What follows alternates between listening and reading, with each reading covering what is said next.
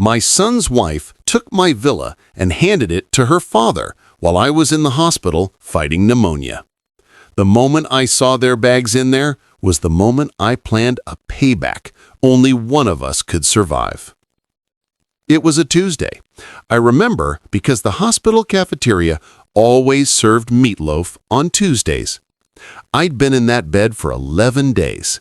11 days of beeps and needles and a fog in my lungs that wouldn't clear. Pneumonia, they said. At 71, pneumonia feels like a dress rehearsal for the end. But I'd rallied. I was weak. My hand shook, but I was discharged. I signed the papers with a wobbly signature, the one I'd spent 50 years perfecting on paychecks and mortgage documents. The discharge nurse, a kind woman with tired eyes, wheeled me to the curb. "Take it easy, Charles. You're not 21 anymore." "I'll try," I'd said, giving her a small wave. I took a cab home. I didn't call my son, Mark. He was busy. He was always busy. The whole ride, I just dreamed. I dreamed of my bed. My own bed, not this lumpy, sterile cot that smelled of bleach. I dreamed of my armchair, the one with the perfect impression of my back. I dreamed of sitting on my porch listening to the wrens I'd been feeding for a decade. I'd paid the cabbie, my hands fumbling with the bills, and I stood on the sidewalk. And something was wrong. It wasn't a thought. It was a feeling, like walking into a room and the air pressure is off. My hydrangeas. My wife, Mary, had planted those the week before she passed. They were my one last living piece of her. And they were gone. Dug up. Ripped out of the earth.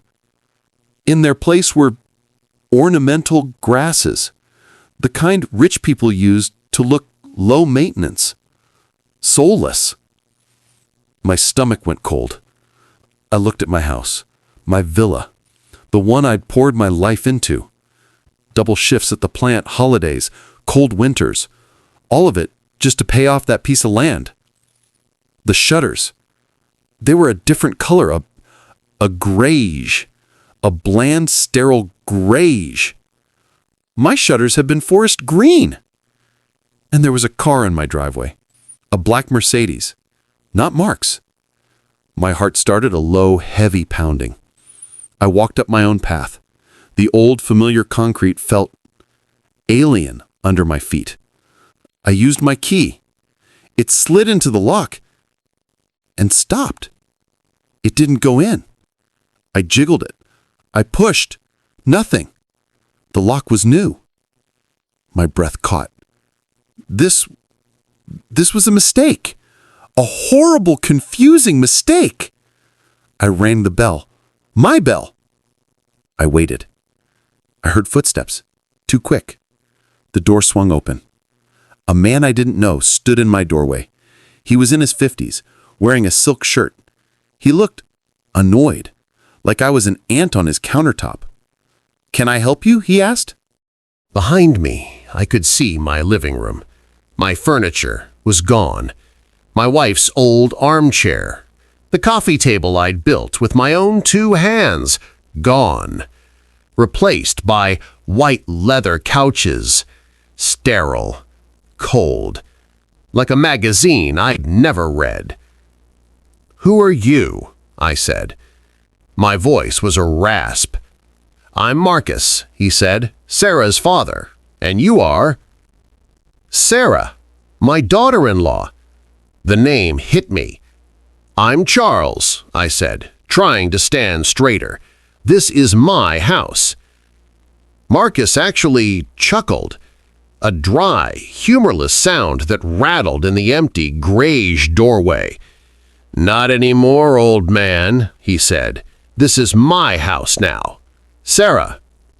My daughter-in-law walked into the frame, wiping her hands on an apron I'd never seen.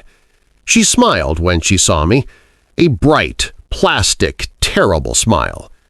"Charles, you're out! Wonderful! We were so worried. "Marcus, this is Mark's father." "He thinks he lives here," Marcus said, not to me, but to her. "Oh, Charles," she said, and her voice, God, her voice. It was dripping with fake, sticky pity. It made my skin crawl. "Don't you remember? You signed the papers." "What papers?" My voice was trembling. I hated it.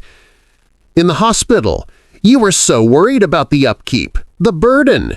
You wanted us to take care of the property so you wouldn't be burdened." My bags. Their bags.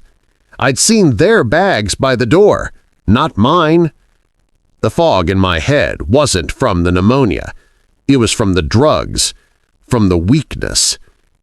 I remembered her in the hospital room. It was late. The lights were low. "Just some forms, Charles," she'd whispered. "Just to manage the house while you're sick. Temporary home management. Just sign here." My hand had been so shaky. She had had to guide the pen. A blue pen. A cheap Bic. You lied to me," I whispered. "Charles, you're confused," she said, her smile tightening. "The medicine, it's really scrambled you, hasn't it? You sold the house to Marcus. He gave you a very generous offer." What offer? I never—" "We have the paperwork, Charles, all legal. Now, I'm sorry, but we're in the middle of, well, fumigating." Fumigating. That's what I was. A pest. "Where is my son?" I demanded. "He's at work," Sarah said brightly. "He'll be so glad you're better." They expected me to just walk away, to roll over, to die on a different doorstep. I had no idea how much worse it was about to get. I called Mark. I stood on the sidewalk, my one suitcase at my feet. The cab was gone. I was, for all intents and purposes, homeless. He picked up on the fourth ring. "Dad, what's up? I'm in a meeting." "Mark," I said. My voice cracked. "Mark, you need to come home. Sarah, they're in the house. They said I signed it away. They said I sold it." There was a pause. Not a shocked pause. Not a what the hell pause. It was an inconvenienced pause. Then a long sigh. Not concern, not confusion. Irk. Irritation. "Dad, stop overreacting," he said.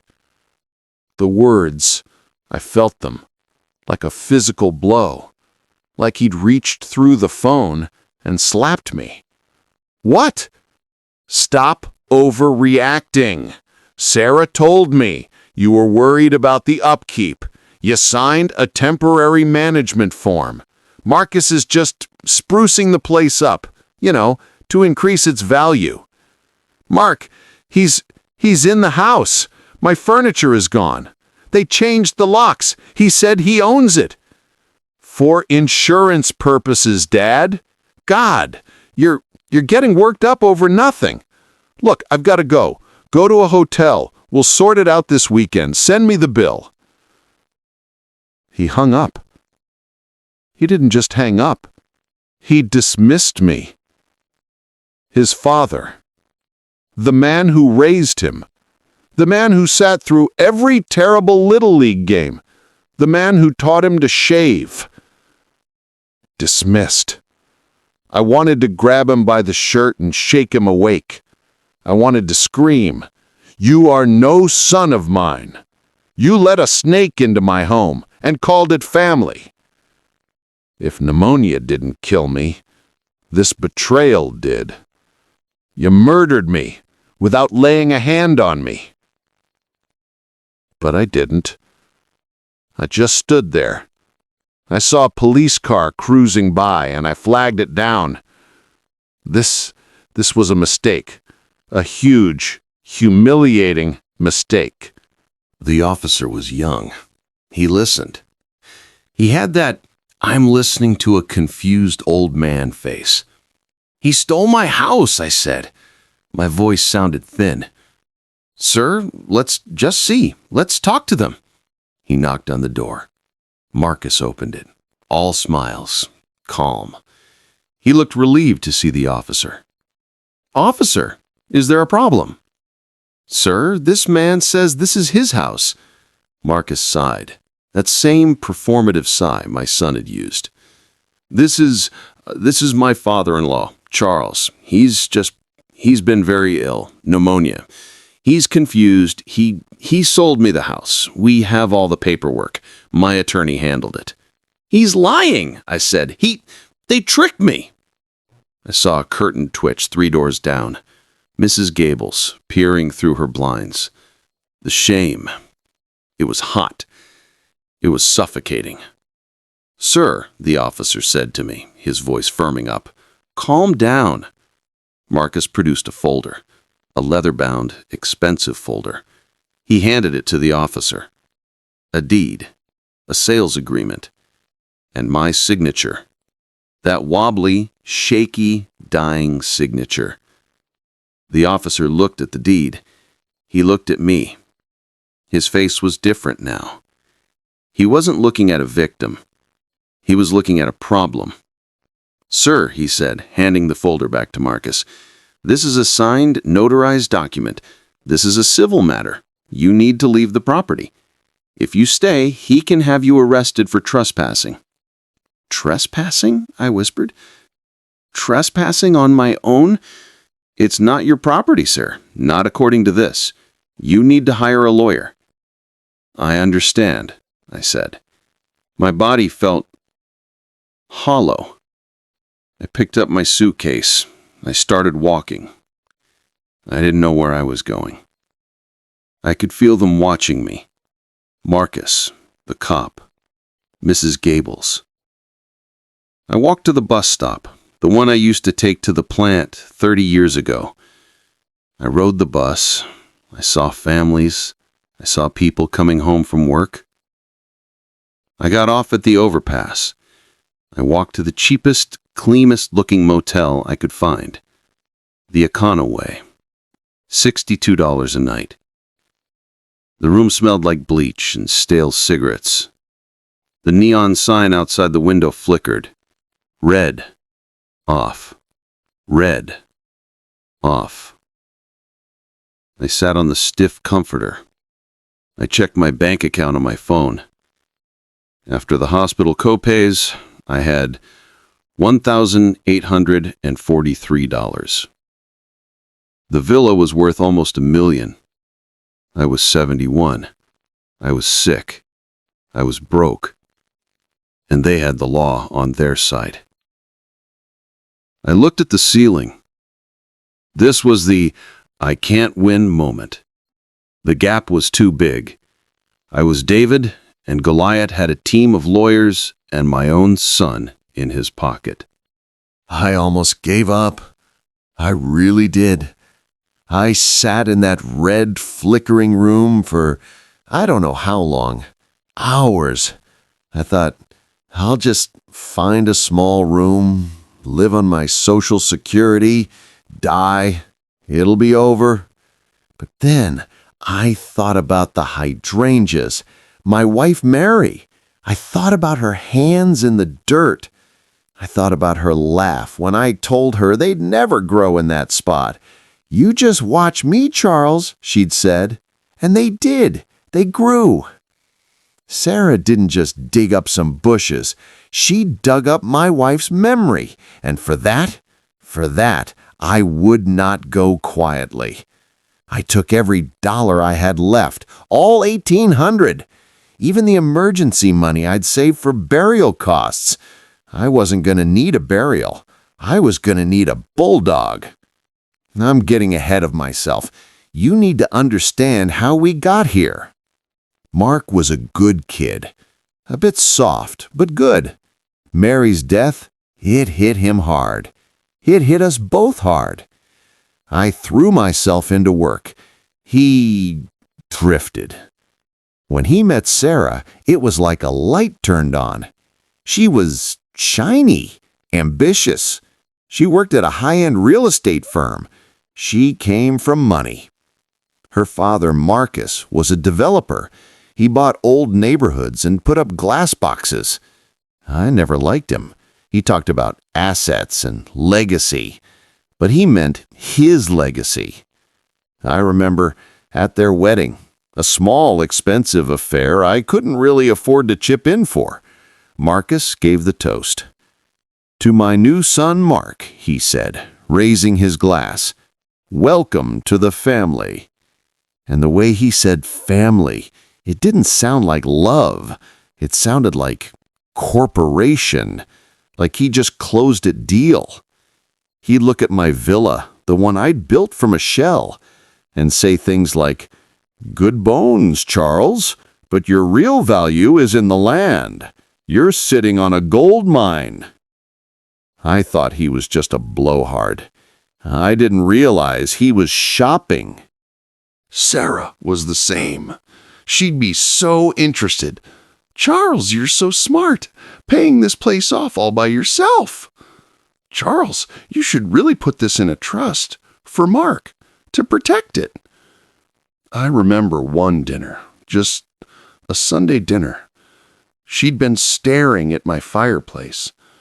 "You know, Charles," she'd said, "these ceilings are quaint, but this is a teardown, really. The land is what matters. You could get $1 million for the lot."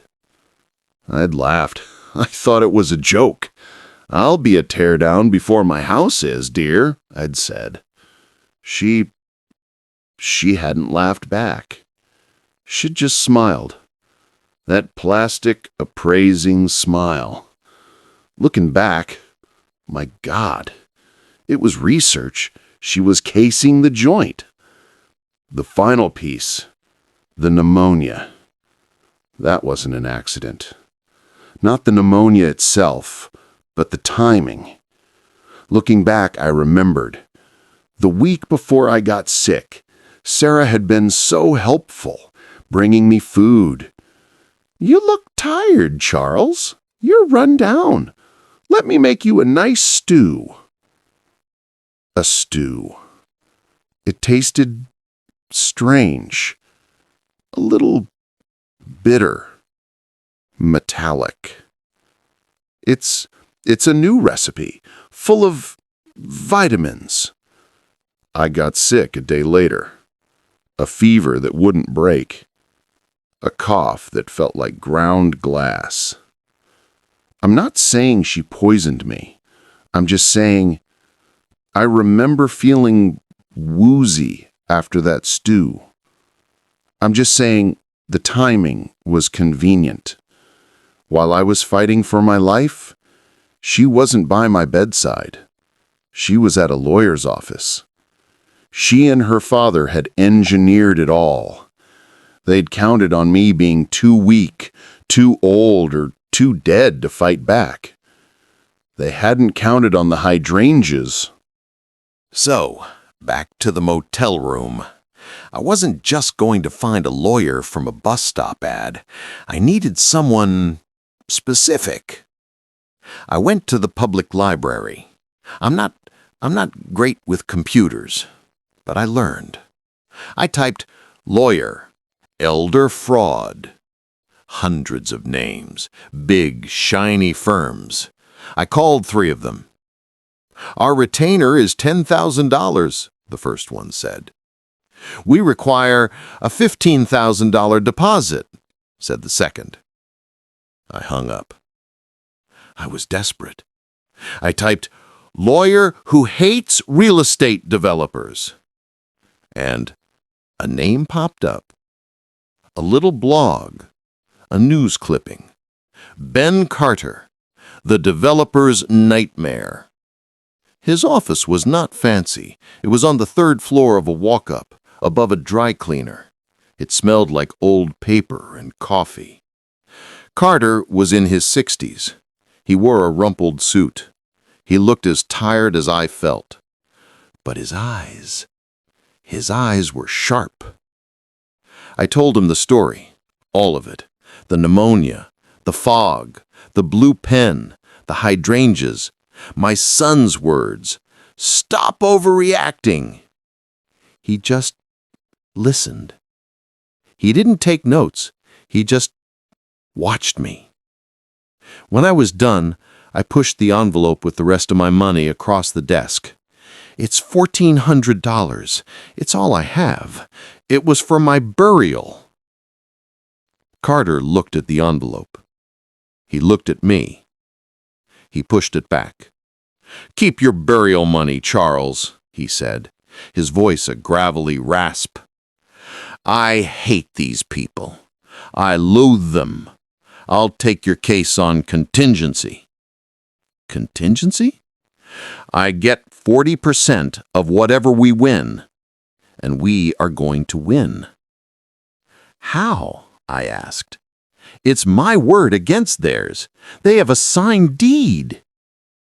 Carter smiled, and it was not a nice smile. They have a piece of paper, Charles. We're going to get the truth, and the truth is, they're stupid. Stupid? Arrogant. Arrogant people are always stupid. They get sloppy. They think they've won, so they stop covering their tracks. Your job is to remember every single detail. So that's what I did. This is the part that isn't sexy. This is the grind. The lawsuit hit. Fraudulent transfer, forgery and misrepresentation, elder financial abuse, conspiracy, emotional distress, punitive damages. We didn't just sue them. We sued Sarah. We sued Marcus. We sued Marcus's attorney who rushed the transfer. We sued the notary who witnessed my signature. Their response came fast. A registered letter. It arrived at my new, tiny, furnished studio apartment. My Social Security covered the rent. Barely. The letter was from a massive downtown law firm. Sharkskin suits. Cease and desist. Frivolous. Slander. And an offer. $25,000. A gesture of goodwill to cover your inconvenience. I sat there holding that letter. I almost considered it. I'm ashamed to say it, but I did. I was so tired. $25,000? It would get me a better apartment. It would mean I could stop fighting. I could just let it go. Then I thought about them in my house, on my white leather couches, laughing about the gesture of goodwill. I actually laughed. A bitter, dry sound. They think my life is worth $25,000? I called Carter. "Tell him to go to hell," I said. "Now you're talking, Charles," he cackled. "Now the real work starts." I spent my days at the public library. My back ached from the hard wooden chairs. Carter had me pulling bank statements, phone records, timelines. "Tell me about the pen, Charles." "What?" "The pen. You said it was a blue pen." "Yeah, a cheap blue Bic, the kind the hospital has by the thousand." "And the signature on the deed?" We were looking at a copy. It was black ink, thick, smooth. "That's a fountain pen, Charles. A good one." "So?" "So, you didn't sign the deed, Charles. You signed her form, the temporary management paper. She traced your signature, or more likely, she practiced it, and she got it wrong." That was the first crack. The next 2 months were a blur of work. Carter filed a motion. Discovery, he called it. "We want everything," he'd cackled. "Their bank records, their phone logs, their emails, their text messages." The other side fought. They tried to quash it. The judge, a no-nonsense woman named Judge Alani, overruled him. "The nature of these allegations is severe," she said. "You will comply." And they did. That's when the second crack appeared. A text message from Marcus to Sarah, sent 3 days before I went to the hospital. "He's old, he's alone, he'll be grateful for the help. Just get him to sign. My guy will handle the rest." I had to sit down. I felt sick. It wasn't just convenient timing. It wasn't just seizing an opportunity. They had planned it. "He'll be grateful for the help." The stew.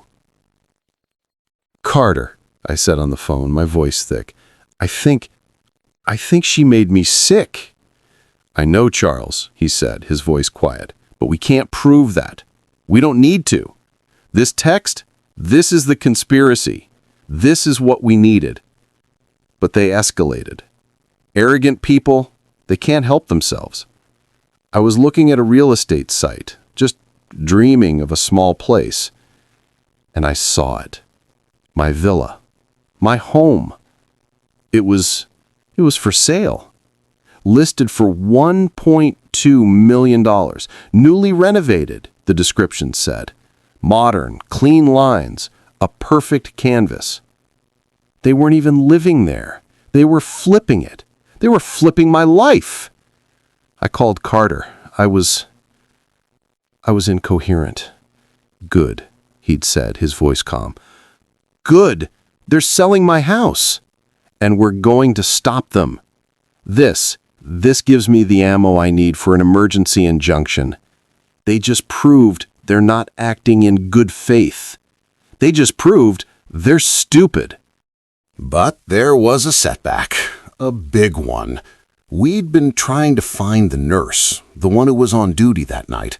Carter's PI finally found her. We met her at a small Greasy Spoon coffee shop. She was nervous. She wouldn't meet my eye. "I'm sorry," she told us, twisting a napkin. I remember you. You were in 4B, but it was the height of the flu season. We were swamped. I see hundreds of patients. He was just one of many." "But do you remember my daughter-in-law?" I pushed. "Sarah, a box of chocolates." Her eyes flickered. I can't get involved," she stammered. I have kids. I could lose my job." She stood up, threw $5 on the table. "I'm sorry, I don't remember." And she ran out. I was crushed. "She was lying," I said to Carter. "She remembers." "Of course she does," Carter said, sipping his cold coffee. "She's scared. It's fine." "It's not fine," I snapped. "She was our witness." I drove away from that coffee shop. I felt lower than low. The system, it was all rigged. I got to my car, in the parking lot of my little studio. I turned the key. Click, click, click. The battery was dead. I put my head on the steering wheel, and I laughed. A dry, hollow, insane laugh. Really? Now? Even my car had given up. I sat there for a long time. Then I got out. I walked 3 miles to the auto parts store. I bought a new battery. $96. I walked back. I installed it myself. I sent Carter the receipt. "Add it to the list," I wrote. He wrote back 2 words. "On it." When I got to his office the next day, he was vibrating. "Who needs a witness when you have a camera?" "What?" "You were in 4B, end of the hall. There's a camera pointed right at the nurse's station, but it might catch the hallway. I'm filing for it, but it's a long shot. They purge tapes every 30 days. "Carter, I was discharged 28 days ago." I know. Tick-tock. It took him a week to get it. A week of me not sleeping. A week of me just pacing my tiny apartment. Then he called me. "Get down to my office, Charles. You need to see this." I ran. I think I ran. I got there.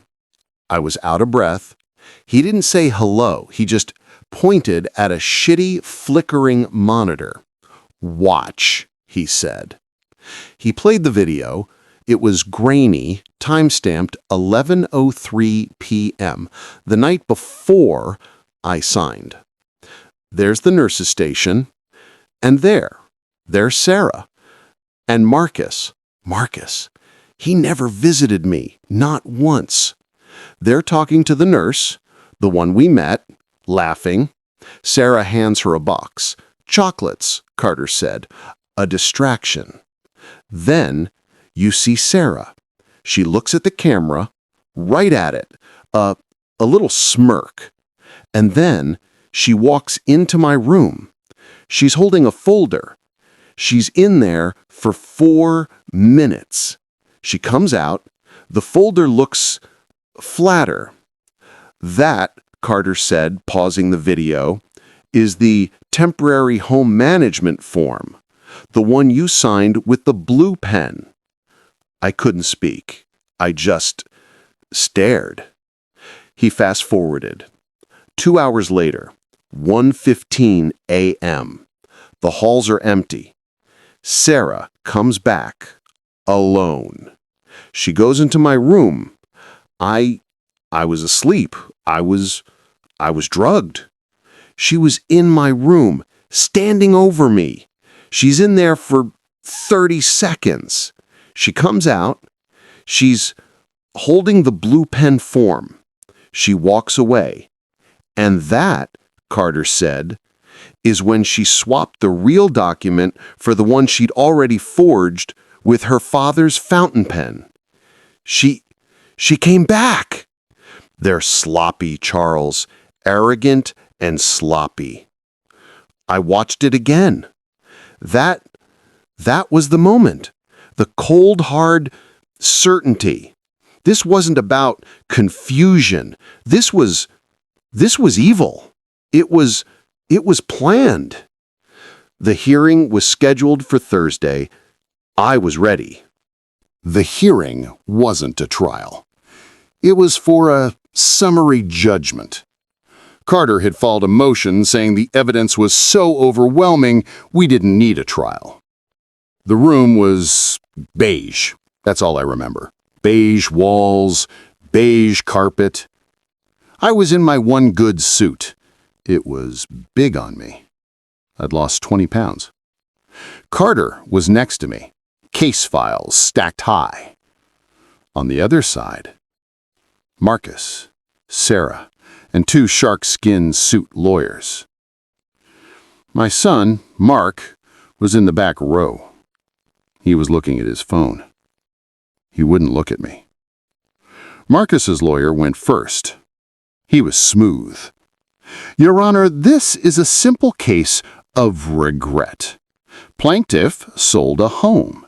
He got a fair price, and now he has seller's remorse. It's sad. It's an abuse of the court's time." The judge looked at him over her glasses. "A fair price, counselor? And what was that price?" The lawyer shuffled his papers. $10,000, Your Honor, as a gesture." The judge just stared at him. "I see. Mr. Carter?" Carter stood up. He was not smooth. He was a bulldog. "Your Honor," he boomed, "this isn't seller's remorse. This is a conspiracy. This is elder abuse. This is fraud." "Bold claims," the lawyer sneered. "They're not claims if you have proof."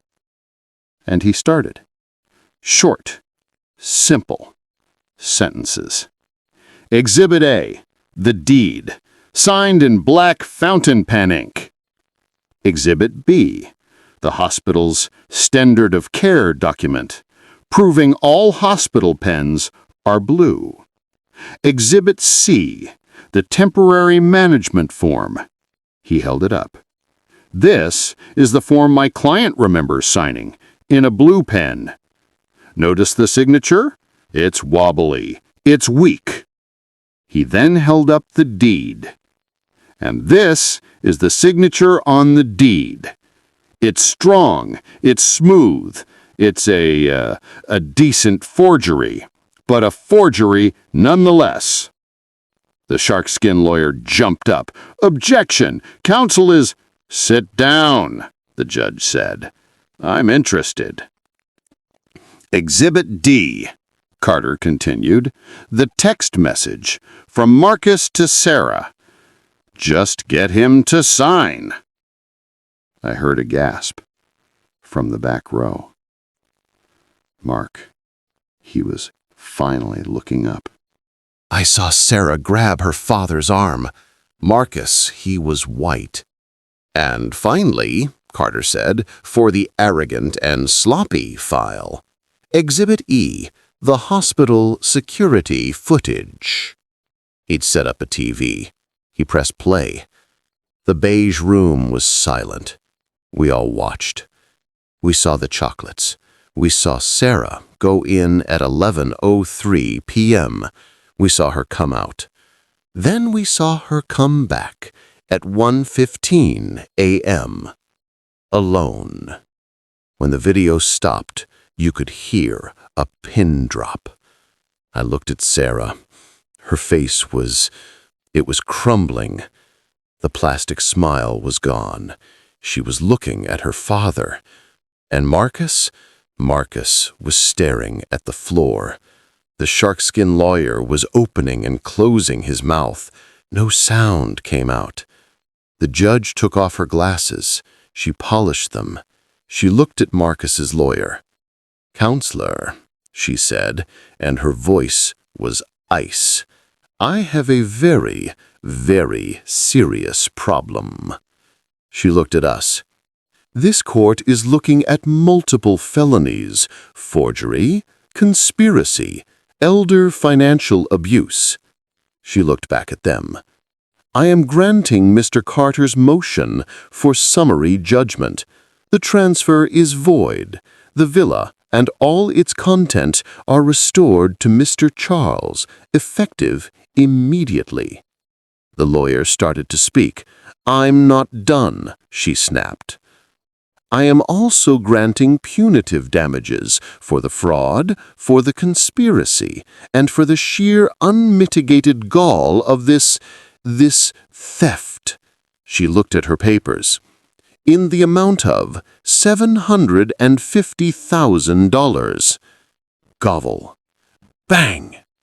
"And I am referring this entire matter, including your clients and counselor, your notary, to the district attorney's office for criminal prosecution." Bang! It was over. I didn't smile. I didn't cry. I just breathed. I looked at the back row. Mark was standing. His face was broken. He wasn't looking at his wife. He wasn't looking at her father. He was looking at me. And for the first time, he saw me. He saw what they had done. I just held his gaze. And then I stood up and I walked out of that beige room. But that was just the first domino. Within 48 hours, everyone knew. The DA moved fast. Marcus and Sarah were arrested. It was in the papers. Real estate developer charged in elder fraud scheme. Their pictures, their mugshots, were everywhere. The legal world is small. The notary was disbarred. Marcus's attorney was suspended. The sharkskin lawyers, they'd probably be fine. But Marcus was ruined. His business partners pulled out. His lines of credit were frozen. The glass boxes he was building, they sat half-finished. he filed for bankruptcy. Sarah, my son, filed for divorce. The shiny, ambitious woman was left with nothing. Her father's legacy was a pile of debt and criminal charges. They both took a plea deal. No jail time, which... But they got 5 years probation, heavy fines, and community service. And their reputations were shredded. In their world, that was worse than jail. The villa was mine. I went back. Once. The white leather couches were still there. I walked through the empty rooms. I stood in the backyard where the hydrangeas used to be. I couldn't stay. The ghosts, they weren't my wife's anymore. They were theirs, the ghosts of betrayal. I called a realtor. I sold it. I sold the villa, the white couches, the ornamental grasses. I took the $850,000 from the sale. I took the $750,000 from the judgment. I paid Bem Carter his 40%. I've never written a check with more gratitude in my life. He'd earned it. Every penny. He'd added his own fees to the damages, so my 60% was almost untouched. He'd also gotten my $96 for the car battery. I told you, every penny. I was not rich, but I was whole. I bought a few acres, out of town, a small farmhouse, a porch, a barn that needed work. I got a dog, a rescue mutt, black with one floppy ear. I named him Carter. And I started to breathe air that wasn't poisoned by betrayal. I planted new hydrangeas. 2 months went by. It was a Saturday. I was on the porch, drinking coffee. Carter the dog was at my feet. A car pulled up the gravel drive. A dusty, cheap sedan. A rental. They got out. My son, Mark, Sarah, and Marcus. They didn't look like the people in the courtroom. They looked small, humble. Marcus had lost weight. His silk shirt was gone, replaced by a cheap polo. Sarah, her hair was different, plain. She wasn't wearing any makeup. My son, he just looked aged. They stood on the gravel, hats in hand. Literally, Marcus was holding a baseball cap. They were waiting, ready to face whatever I decided they deserved. And I looked at them. The rage was gone. It had burned out, leaving just quiet. I saw the one thing I hadn't even admitted I'd prayed for. They learned. They finally understood. The social contract, the one they had ripped apart, it was restored. The lesson had landed. And I saw my son, my broken, stupid, learned son. And I knew I had a choice. I could be the monster they had tried to make me. I could scream. I could curse him. I could tell him to get off my land. Or I could be a father. I chose something stronger than revenge. I chose to win. Not just the case, but the rest of it. I took a sip of my coffee. Carter the dog just thumped his tail. I nodded at the empty rocking chair next to me. "Sit down," I said.